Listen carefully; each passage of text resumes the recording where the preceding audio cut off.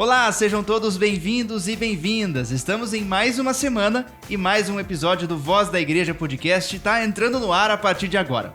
Antes de falar sobre o tema de hoje, eu quero te convidar para se inscrever em nosso canal aqui no YouTube, também nos acompanhar nas principais plataformas de áudio e não esqueça, deixe o seu like nesse vídeo, porque é muito importante para que nós possamos falar para cada vez mais pessoas. Então, para que o nosso conteúdo chegue cada vez mais longe, a tua curtida, a tua participação também é muito importante. Ao longo da nossa conversa, pode ser que surjam algumas dúvidas, então você fique livre para compartilhar suas dúvidas e também os seus comentários aqui embaixo. É fácil, não custa nada e você ajuda também a fomentar a participação do público aqui nos nossos conteúdos. Hoje vamos falar sobre um tema importante. Você já pensou como um migrante é recebido aqui no Brasil? E como que a igreja pode trabalhar no acolhimento dessas pessoas? A igreja exerce um trabalho muito importante e tem um papel fundamental também através da Cáritas. E aqui na Arquidiocese de Curitiba temos um núcleo muito atuante nesse respeito. Então fique com a gente, vamos conhecer uma história muito inspiradora e eu tenho certeza que você vai gostar do episódio de hoje.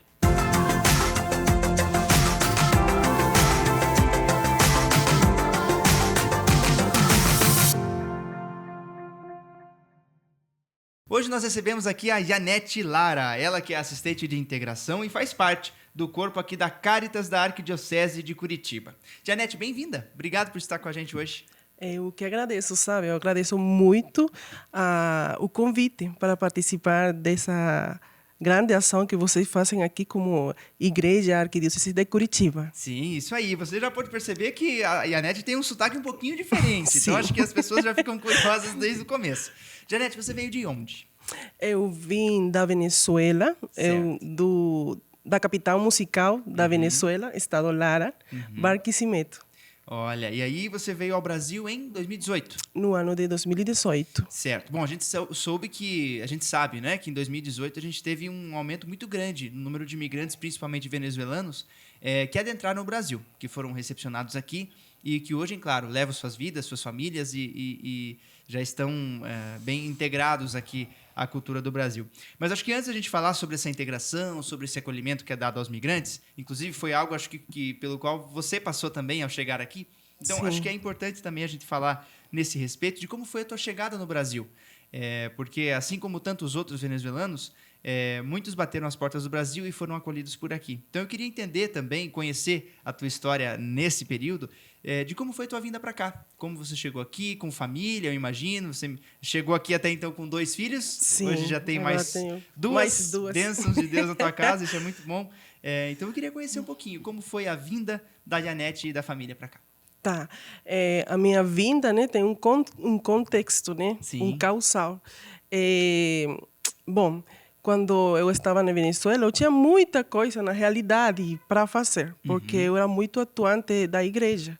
E eu dava conta dos jovens da igreja. Além disso, também, eu fui analista contábil numa sociedade de corretagem de seguros. E também fui comerciante. Eu gosto muito de vender. Mas O que você vendia? Eu vendia roupa, eu vendia doce, vendia pão, vendia de tudo, sabe? Tinha uma loja, algum ponto específico ou vendia... Não, eu tinha minhas amizades e eu fazia, né? Fazia clientela. Isso, aquela clientela. Só que de 2014 para cá, a Venezuela começou a mudar. Aspectos políticos, econômicos, sociais foram ficando ainda mais difíceis de suportar, entendeu?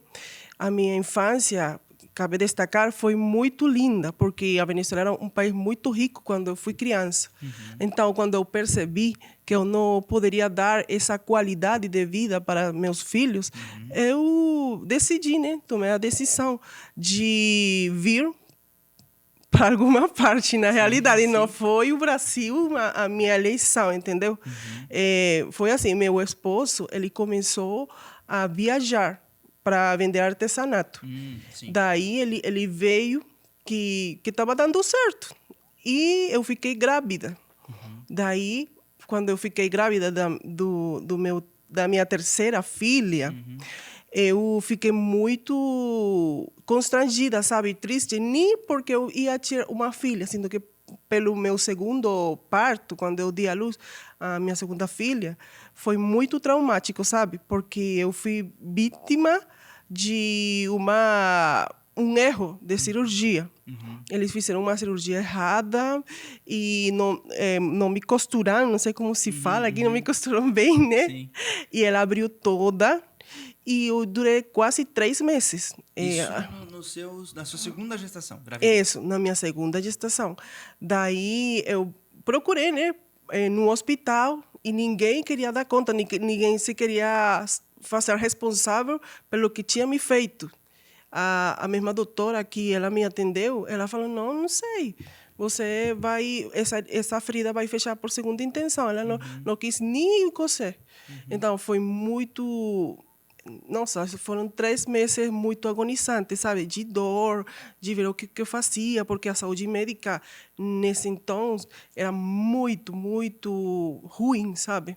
Para qualquer pessoa. E bom, depois de 3 meses, a gente conseguiu, né? A minha família conseguiu alguém que me atendesse, tudo a mais. Porque eu até cheguei a estar numa situação de cadeira de rodas. Eu não conseguia nem andar. Eu fiquei muito débil, cadavérica. E todo mundo falava, nossa, a Yanesh vai morrer, porque ninguém quer atender ele, entendeu? Nossa, eu imagino que é uma situação difícil, porque a gente começou falando sobre um assunto, acabou trazendo esse outro, porque também, hoje, para você, esse é um testemunho muito pessoal, muito, que você tem sabe? a contar. Porque hoje a gente vê aqui você saudável, então, claro, a gente já sabe dessa história, graças a Deus, tudo terminou bem. Mas eu imagino que tenha sido um período de muita luta, porque você, como mãe, que já tinha um outro filho pequeno nessa época, né, dessa segunda gravidez, tinha um neném a caminho, né, que acabou vindo nessas condições. Eu imagino que para uma mãe, e especialmente dona de casa, responsável pela casa, isso também tem um impacto muito grande. Porque você não consegue trabalhar, você não consegue cuidar adequadamente das crianças, porque a sua saúde não permite, né? Isso. Então, eu imagino que tenha sido um período bem, bem difícil de verdade, né? Foi bem difícil mesmo. Até pela alimentação, sabe? Eu não conseguia comer qualquer coisa, porque eles só me mandaram antibióticos. E os antibióticos, eles acabaram destruindo as minhas paredes do estômago. E deu uma gastrite medicamentosa. Daí, eu fui, né? Graças a Deus, eu fui evoluindo e agora eu estou aqui. Poxa, que bom. Depois disso, eu fiquei grávida e eu fiquei com muito medo de voltar a tudo aquilo, né? Isso, a tudo aquilo. Então, daí, meu marido me falou, Yanete, eu vi que aqui é muito melhor, não sei o quê. Ele me ligou desde o Brasil, né? Desde Ele estava Roraima. aqui já? Sim. Em Roraima? Isso, em Roraima. Ele me ligou, Yanete, eu vi que tudo é muito melhor aqui, porque você não vem dar luz à filha e volta. Porque ele sabia que eu não queria, de jeito nenhum, abandonar a Venezuela. Eu gosto muito da minha terra, entendeu? Você morava com a família lá? Sim, com minha mãe, com os meus irmãos. Qual cidade? Você comentou antes, mas eu não Barquisimeto, que é a capital musical da Venezuela. É muito distante de Caracas ou não? Bom, ela é mais perto da Colômbia que do Brasil, sabe? 2 dias de ônibus para chegar aqui. Imagino. É muito longe. Sim. Bom, eu de 8 meses fiz toda aquela travessia, toda aquela trajetória. Cheguei 30 dias antes de dar a luz. Eu dei a luz aqui a Camila, né? Em Boa Vista. Nossa, foi muito diferente, sabe? Foi um parto muito humanizado. Eu estava só num quarto com uma fisioterapeuta, com uma doutora. Foi muito tranquilo, sabe? Que bom. E graças a Deus ela veio muito saudável. E nessa jornada de lá para cá, você chegou a conhecer outras mães também que estavam esperando pelo filho? Bom, não, que estava aguardando pelo filho, não. Mas conheci muita família, né? Que maiormente a diáspora venezuelana é filho e mãe. Ou filho, mãe e pai. Por quê? Porque a gente... Bom, na minha percepção, a gente solteira só... ele aguenta, sabe? E se vira em qualquer coisa que poderia fazer. Mas quando a gente tem filho, fica mais difícil a situação. Sem dúvida. E assim como você, eu imagino que outras histórias também você acabou conhecendo lá, de pessoas que vieram para cá em busca dessa vida melhor. Só que daí agora me chamou a atenção. A ideia inicial era vir ter a Camila, que nasceu Sim. saudável, graças a Deus deu tudo certo lá em Boa Vista, e depois voltar à Venezuela. Depois voltar. Você chegou a voltar ou acabou ficando por aqui? Como que foi a história depois disso? Eu tentei voltar, sabe? Certo. Até tentei. Sim. Só que eu extraviei os documentos. Eu fui para um supermercado, não sei o quê, e extraviei os documentos. Daí eu não conseguia sair com a minha filha Camila sem documentação, Sim, sabe? sim, Até claro. porque ela é brasileira e pela lei ela é protegida pelo Brasil.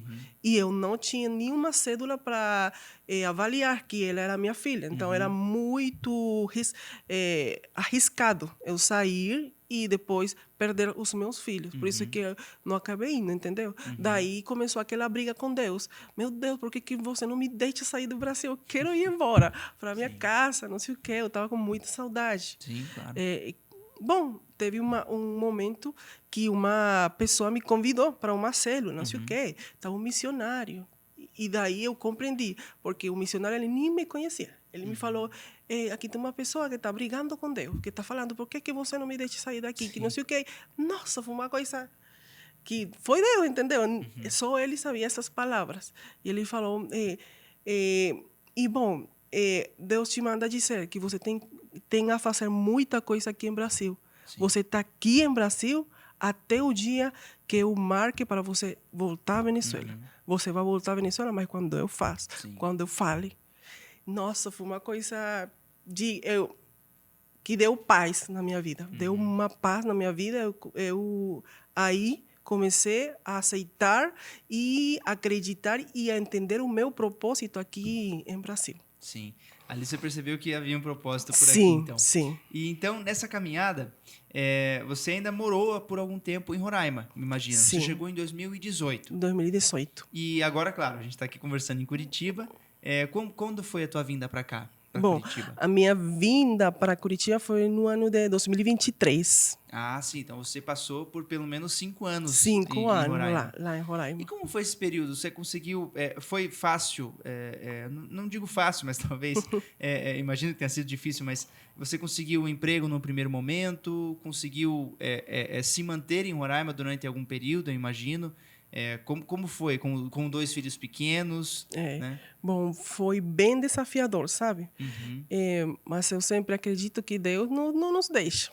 É assim. Aos 4 meses, quando minha filha estava ainda pequena, né?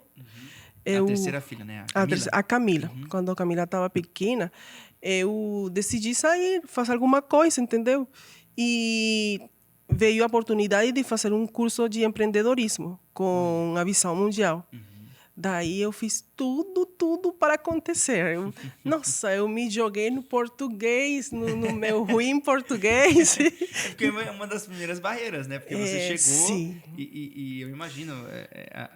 quando a gente encontra pessoas que vieram de outro país para o Brasil, e até brasileiros que também hoje moram fora, acho que a primeira barreira que a gente encontra, não só além da cultura, é o idioma. É o idioma, porque sabe? É como a gente fala, né? Você pode se adaptar a comer o que as pessoas comem, a trabalhar com o que aparecer pela frente, mas a comunicação é importante nesse processo. Importantíssima. Você pode ser a pessoa mais capacitada, mais competente do mundo, mas se você não conseguir comunicar as suas ideias no idioma, mano, não vai para lugar nenhum, sabe? E na época desse curso de empreendedorismo, então, você ainda estava... eu ainda estava...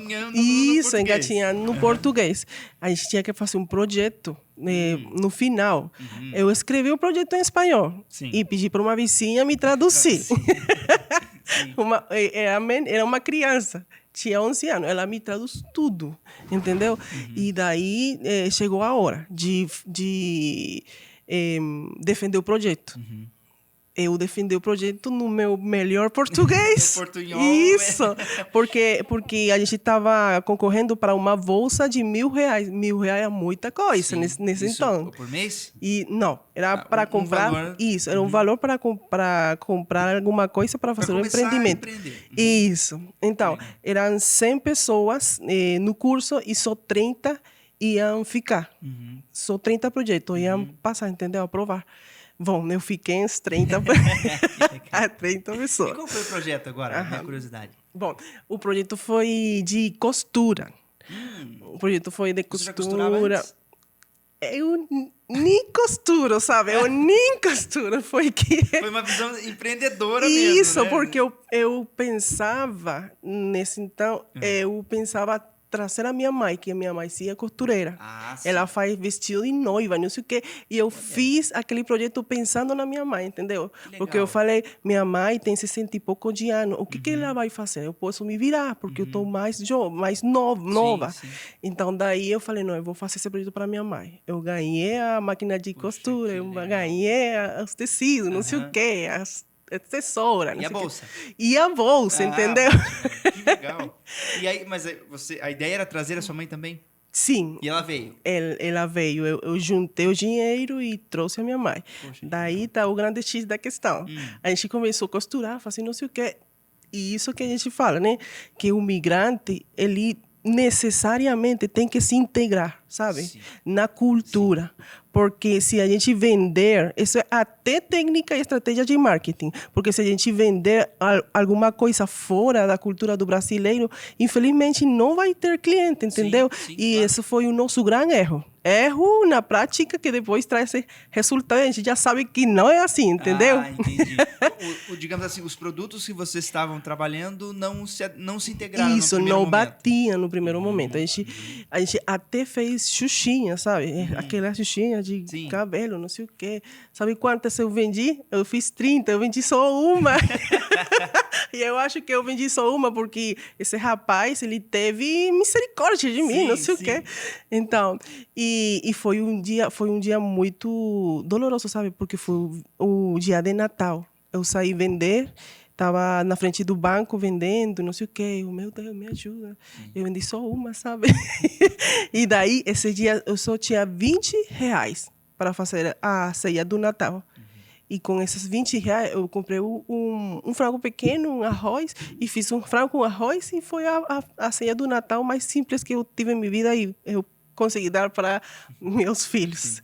E daí, eu falei, bom, eu sei que alguma coisa vai acontecer, porque eu acredito na luz no final do túnel, Sim, entendeu? sim. Deus está me vendo. Isso, meu Deus, você está vendo tudo que eu estou fazendo. Sim. Daí, ao outro dia, me liga uma das juízes Da bolsa, né? da bolsa, que julgaram porque os trabalhos. todos eles eram empreendedores, donos de restaurante, donos de loja, não sei o quê. Então, ela me ligou e me falou, Ianete, eu gostei muito da sua atitude. Eu quero ter uma entrevista de emprego com você. Olha, para trabalhar no restaurante. Para trabalhar no restaurante. Isso em Boa Vista. Isso, em Boa Vista, 25 de dezembro. Um dia depois da ceia. Isso, veja você se não é Deus. É Sim. Deus. Quem faz uma entrevista de emprego 25 de dezembro? Eu fui para o restaurante, ela me falou, Ianete, eu gosto muito da sua atitude e gosto muito. Eu sei que se eu dou uma oportunidade para você, você vai fazer bem. Só um pequeno detalhe. Você não sabe falar português. Como é que eu faço? Eu falei, bom, deixa comigo. Eu me viro, eu faço acontecer. Sim. Eu só preciso que você me preste o cardápio. E me explique o que é cada coisa. E eu vou me memorizar esse cardápio, decorar na testa, não sei o quê, e eu faço acontecer. A vaga, então, era para atendente. Para garçonete. Olha, que difícil, garçonete que não sabe falar precisa se português. comunicar. E aí, para você pegar aquele cardápio, a primeira vez que você se deparou e olhou os pratos que serviam ali, qual foi a tua reação? Você mergulhou naquilo, imagina. Nossa, e foi uma coisa que, sabe, o inglês para mim. Sim. Baião de dois. Nossa, que isso? Baião de dois. Eu imaginava duas pessoas bailando, entendeu? Sim, dançando, sim. baião de dois. Eles vendiam também espeto. Espetaria, o que é isso? Espetaria. Para nós é pincho. Em Venezuela, aquelas carnes Sim. é pincho. Então, eu digo, espetaria. Depois foi que eu me familiarizei, tudo a mais. E fui como que ingerindo toda aquela coisa, afundando. O primeiro dia, bom dia. todo dia. O que você quer? Não sei o que, assim. Estava Sim. ensaiando, praticando. Daí, 5 da tarde, comecei. Bom dia, tudo bem? Como é que você está? O que você vai querer? Claro, agora eu falo melhor, né? Ainda falta, mas Sim. no meu melhor português eu fiz. E daí, durei 6, 7 meses na espetaria. Já quando eu tinha 7 meses, eu já me virava e sabia fazer de E o tudo. português já estava melhor também, Isso, imagino. eu sabia fazer de tudo. Daí, teve um dia, sabe? Que sempre é um dia que marca um antes e um depois. Sim. Teve um dia que eu falei, nossa, eu preciso fazer o que eu quero fazer, sabe? Porque não existe uma coisa mais triste que fazer algo que você não vê um objetivo, um resultado, sim. sabe? E daí eu arrumei todas as mesas e eu vi que ficaram todas lindas. Eu gostava de ver como ficavam e ficaram todas lindas. Mas eu falei, Senhor, eu te agradeço pelo meu trabalho. Mas eu não quero servir mesas, eu quero servir pessoas. Ao outro dia, sabe? Nossa, eu ficou admirada, sabe? Como que Deus responde uma oração sincera. Sim. Eu falei... Não, ao outro dia me ligou uma coordenadora da Visão Mundial, que é uma ONG internacional que trabalha na proteção de crianças e adolescentes. Eles iam começar a fazer espaços seguros dentro dos abrigos de venezuelanos, migrantes. E ela me falou, Janete, me contaram de ti, me contaram que você tem experiência no trabalho com pessoas, com crianças, com adolescentes e jovens. Então, eu quero ter uma entrevista com você. Esse mesmo dia eu falei para a chefe, eu preciso fazer uma diligência, sabe? Amanhã eu não venho. Eu fui para a entrevista. Quando eu passei para a entrevista, aí sim contei para a chefa, eu fui para uma entrevista. E ela? Como é que ela reagiu? Não, ela ficou feliz, sabe? Ela ficou contente, porque ela sabia que eu poderia dar a mais. Sim. Ela foi uma das pessoas que a gente fala que são os anjos que Deus coloca no caminho, sabe? Ela foi um anjo. Porque além de... Eu falava para ela patroa, mas ela muito além de ser a minha chefa, de ser a minha patroa, eu acho que ela foi a minha coach, sabe? A pessoa que te impulsa a acreditar em você. Ela sempre falava, Janete, você pode muito mais. Você não sei o que, você é isso e aquilo. Claro. Vai na frente. E para fazer valer toda a experiência que você já tinha, né? Porque qual é a tua formação? A minha formação, eu sou formada, fiz um técnico em serviços comerciais e administrativos, voltado à informática.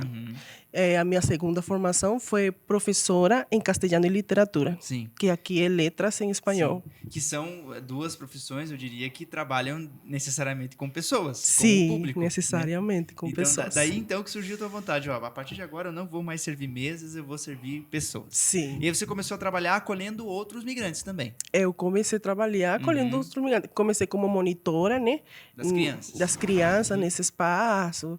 Nossa, eu me sentia como um peixe na água, sabe? Assim, nadando na água.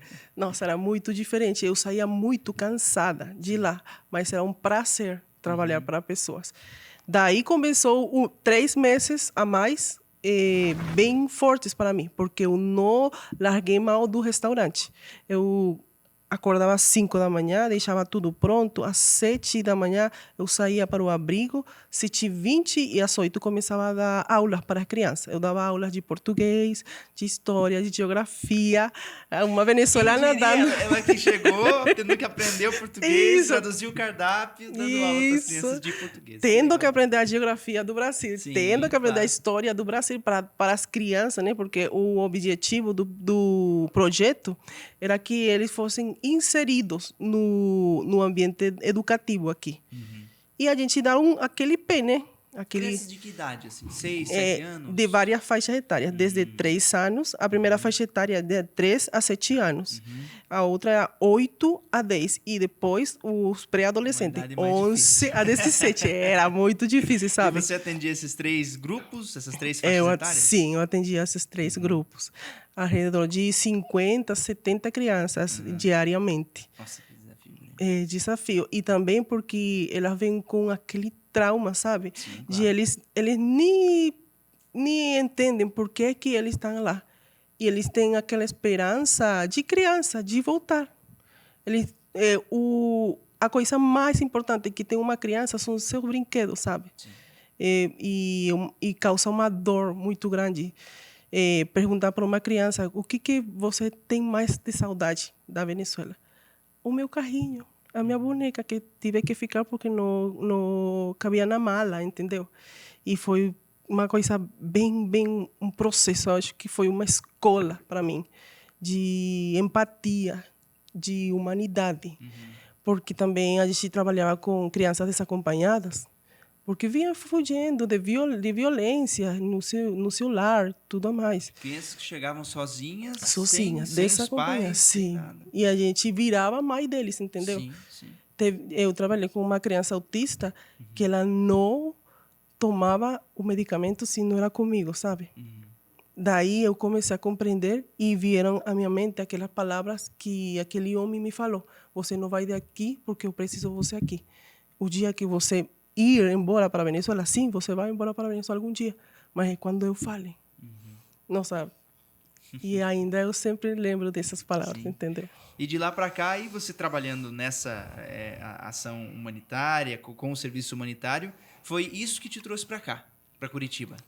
Bom, depois disso veio a pandemia. É que uma história tem esse pequeno episódio, isso. né? É uma história muito longa, sabe?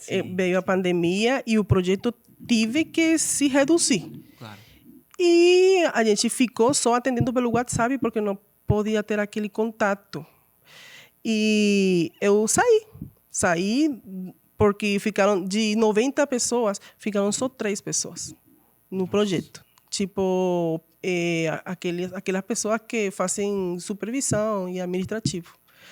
Daí, eu ingressei em outra organização internacional, a AVICE, que é a Associação de Voluntários no Sistema Internacional. Especificamente no projeto Acolhidos por Meio do Trabalho.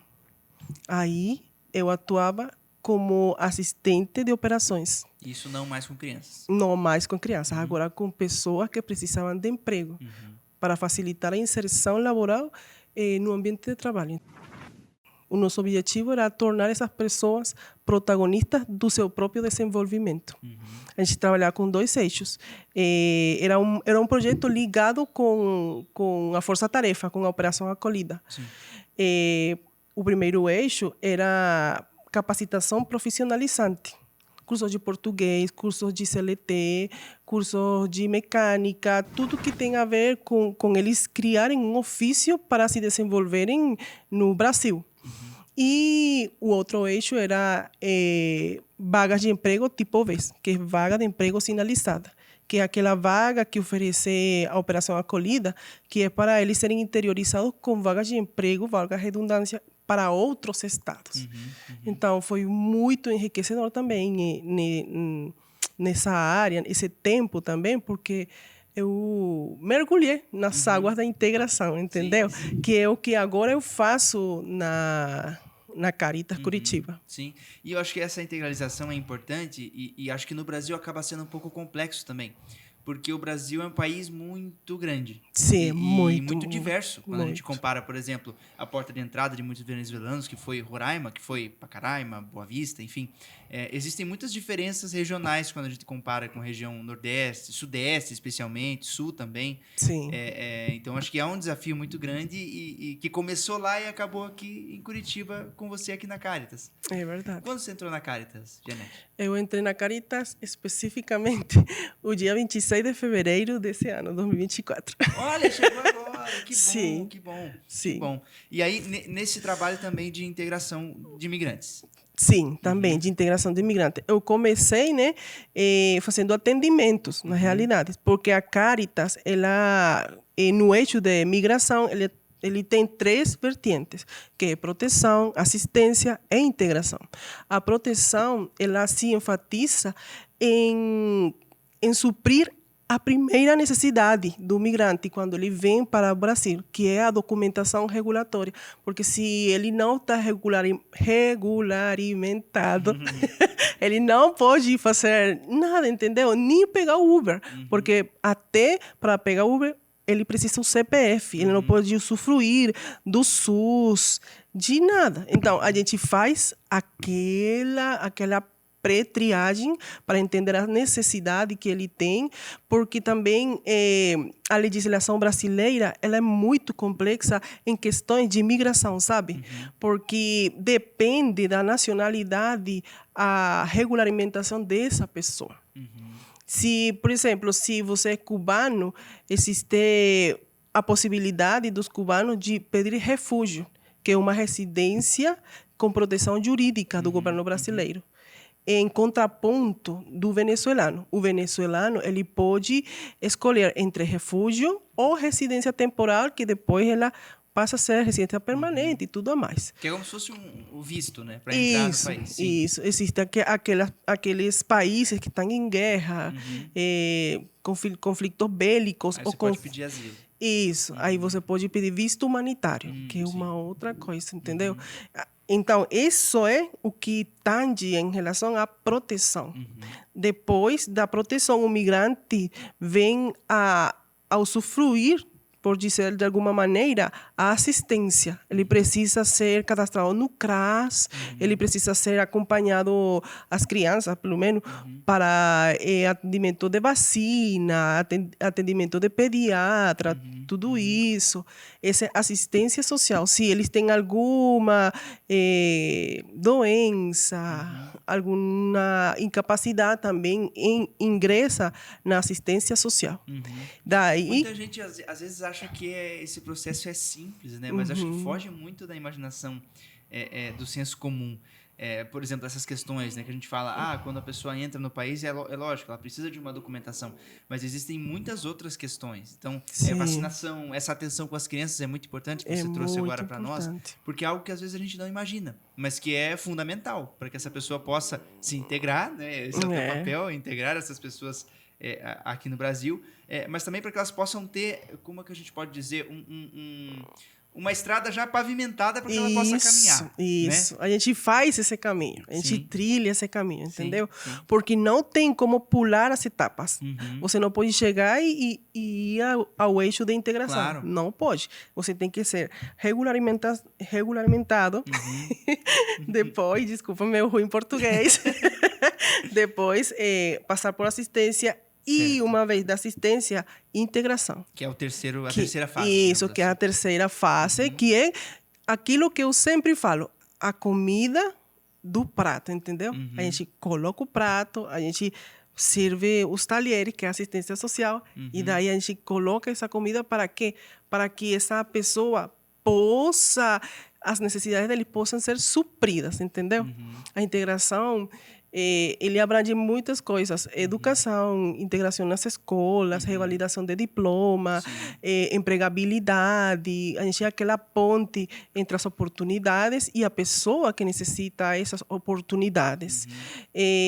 Atualmente, a gente está buscando parcerias para também aquelas adolescentes possam integrar-se no Jovem Aprendiz, para que...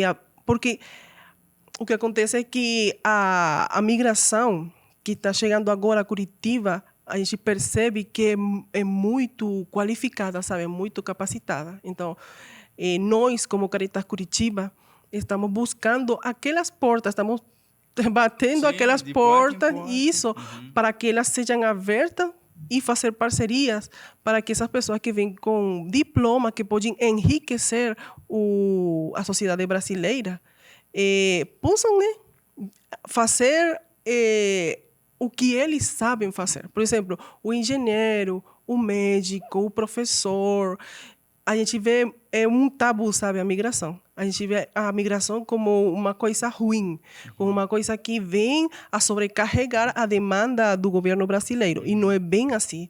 O migrante, ele vem a enriquecer culturalmente, com seu idioma e com seus saberes, a sociedade brasileira, sim, entendeu? Sim, sim. E é uma troca de enriquecimento, porque eu também, como migrante, eu tenho aprendido muito das pessoas brasileiras. E eu sei que também é aportado positivamente para essas pessoas, entendeu? E até em números a gente vê que é uma coisa positiva. Por exemplo, segundo dados, né, da população brasileira, só 3% dos brasileiros eles estão migrando, entendeu? Que é muito, muito menor da vinda. O número de pessoas que entram no país. Que o número de pessoas que estão entrando no país.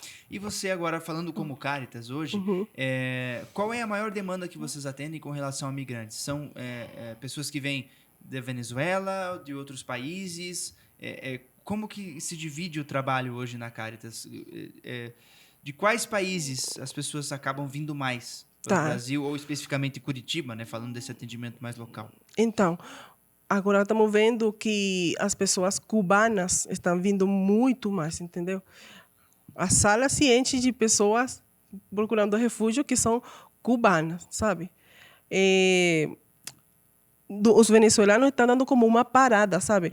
Porque o venezuelano já ele vem, quase que sempre ele vem de Roraima ou de outros países. Mas a recepção é maiormente de cubanos, de haitianos, de angolanos, de marroquíes e de pessoas da Síria, que estão vindo já o primeiro estado que eles pisam é Curitiba. E aí entra muito naquela questão do visto... Paraná, desculpa. Do visto humanitário? Aí entra aquelas portarias que eu lhe falei, né? Dependendo do país. Se é país signatário do Mercosul, a gente faz residência por acordo do Mercosul. Se é país da portaria 2019, que são países fronteiriços que não são signatários do Mercosul, a gente faz residência temporal também. Mas se é cubano, é refúgio.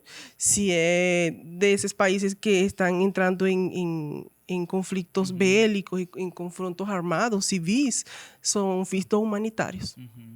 Então, essa é a principal demanda hoje. Venezuelanos acabou diminuindo um pouco esse diminuindo, número, né? Sim. E para você hoje, essa que é a curiosidade. Como migrante, como é para você hoje atender outros migrantes? Você acaba se vendo muitas vezes nas histórias que você conhece, né, nesse atendimento? Sim. Você recebe muitas mães, por exemplo? Sim. Eu enxergo esse atendimento como... Eu falei, como um prazer, sabe? Porque o atendimento que eu me empenho, né? Vocês falam uma palavra que eu gosto. Me encapricho. Eu me encapricho no atendimento porque eu gostaria de também, quando eu cheguei, ser tratada assim, entendeu? Sim. Porque a gente sente na pele o que é ser migrante. O migrante chega cego. O migrante aqui chega pensando que nada pode, que as leis são alheias a ele, e ele não é um sujeito de direito, não. Ele é uma pessoa aislada da sociedade, e não é bem assim, sabe? E a gente tem que educar esses migrantes para que eles possam se empoderar com o conhecimento de que eles são sujeitos de direito, que eles têm os seus deveres, mas também têm os seus direitos. Por quê? Porque a gente, quando faz isso, facilita a inserção na sociedade brasileira. E até também, eu sempre falo, né? Até também diminui a pobreza no Brasil. Sabe por quê? Porque o migrante que é desinformado, que não sabe os seus direitos e os seus deveres, ele tem o 80%, me atrevo a dizer disso, ele tem 80% de possibilidade de fazer parte das estatísticas de uma pessoa em situação de rua. Mas se nós, como sociedade, né, trabalhamos juntos para que eles sejam integrados de maneira mais fácil, a gente diminui essa taxa de pobreza de pessoas em situação de rua, Sim. sabe? E enriquece em muitos aspectos, já falado, né? A sociedade brasileira e o país como um todo. Sim, porque eu acho, inclusive, você se atreve a dizer, e eu também faço coro, assim dizendo, porque muitos têm a visão, às vezes, do migrante como uma pessoa fragilizada, Isso, como um que veio buscar coitado. ajuda, exatamente. Mas eu acho que é muito pelo contrário, é aquilo que você que você trouxe para nós. Porque da mesma forma que, claro, os migrantes, estando numa cultura diferente, se integram, convivem e aprendem, absorvem essa cultura, nós também temos muito o que aprender, o que conviver, o que nos integrarmos também a culturas estrangeiras, culturas migrantes. Até porque acho que a mensagem dessa camiseta da Caritas Sim, também diz muito. migrantes. Somos todos migrantes, né? Sim. Todos nós temos antepassados que não vieram do Brasil, muitas vezes, né? Eu acho que cabe a nós também entender que os migrantes de hoje podem também, lá anos atrás, serem nossos avós, nossos pais, muitas vezes, que vieram para cá buscando um futuro melhor e que precisaram desse amparo também, assim como essas pessoas hoje precisam. Isso. Né? E Latinoamérica é assim. Né?